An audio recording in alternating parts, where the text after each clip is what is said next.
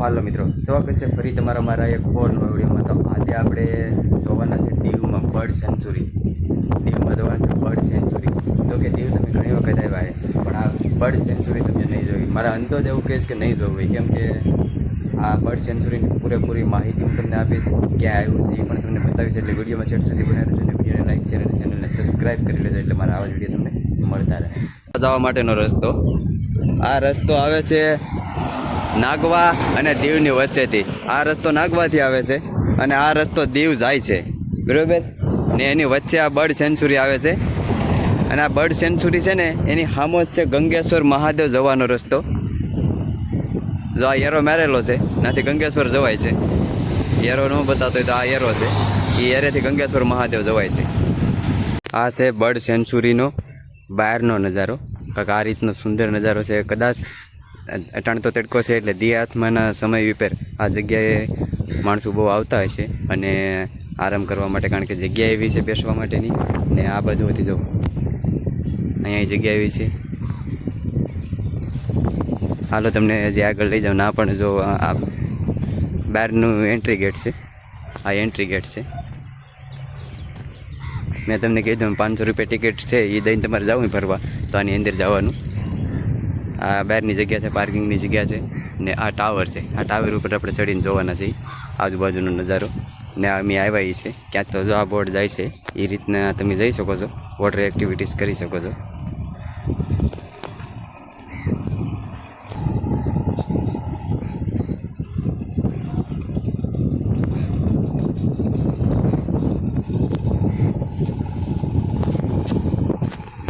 તો વિપર તરફ જઈને વિપરથી આપણે કાંઈક નજારો જોઈએ બર્ડ સેન્ચુરીનો।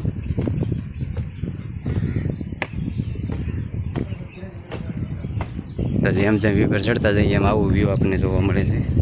બહુ એટલે બહુ સરસ વ્યૂ જોવા મળે છે। હવે આ છે ને એરિયો, એ ફરતી બાજુ લગભગ ઓલી બોટ છે ને એ આંટો મરવતી છે, કારણ કે 25 મિનિટનો રાઉન્ડ છે। તો આ ફરતી બાજુ હોય છે। હજી આપણે વિપર ચડીએ એ પ્રમાણે આપણને ખબર મળે। એક બોટ તો ગઈ, મેં હમણાં તમને બતાવી, એક બોટ ફરવા જાય છે, રાઉન્ડ જ હશે ફરતી બાજુ। આ બોટ જાય છે,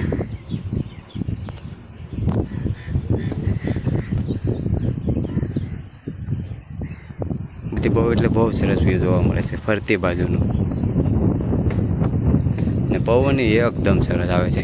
પવન એટલે કાંઈ ઘડે નહીં, કારણ કે ભાઈ જે પવન દરિયામાંથી આવતો હોય ને એ પવન તો એવો ઠંડો જ હોય। આવા તડકામાં આવો ઠંડો પવન, તમે વિચાર તો કરો। આ ફરતી બાજુનું વ્યૂ છે, જે આપણે ટાવર બેઠા હતો ને એ ટાવરેથી આ વ્યૂ જોવા મળે છે આપણને। કેટલું સરસ વ્યૂ છે અહીંથી, તમે અંદાજ નહીં લગાડી શકો, કે કેમેરામાં હું તમને અંદાજ ન લગાવી શકું।